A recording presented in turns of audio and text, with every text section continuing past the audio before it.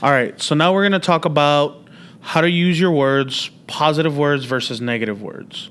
So in negotiation, there's certain negative words that you shouldn't say. For example, no, but, however, anyways. These words are devalidating what the other person said, and it kind of creates for an argument. For example, John wants to go get spaghetti for dinner, right? And Bill wants burgers, and Bill says, no, but I want burgers. Well, that creates an argument and doesn't leave anybody open for suggestion. You can try using words like yes and. So John wants to go get spaghetti. John says, I want spaghetti for dinner. And Bill says, yes, and I want burgers.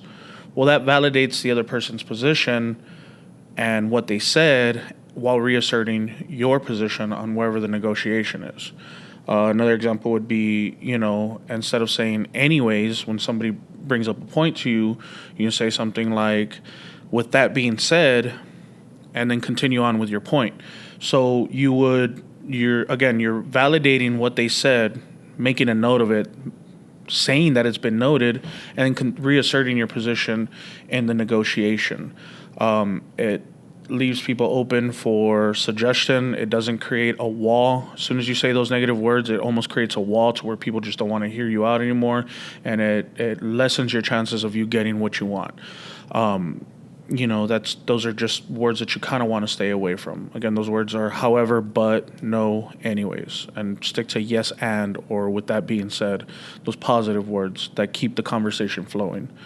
Another example would be how to structure your sentences. For example, let's say you're negotiating with a seller, right? And you guys are about $10,000 away. They want $50,000, you want $40,000.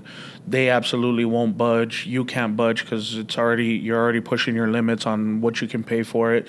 And instead of saying something like, well, it's because you're asking too much for this property and it's just not going to work, you can say something to the effect of, and this is actually one of my favorites, you can say something to the effect of, hey, it seems like we're close on numbers. I don't want to let this one go. What can we do to make this deal work besides price point?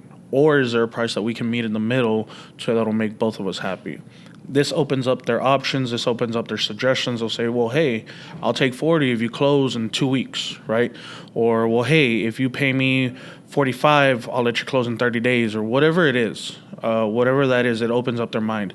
Instead of you saying, no, that's not going to work, and cutting off all communications and stopping the conversation, you get the conversation to continue despite the fact that you guys have hit a short wall that you need to jump over. And those are basically words that you want to stay away from in situations that positive words and phrases will work in your favor.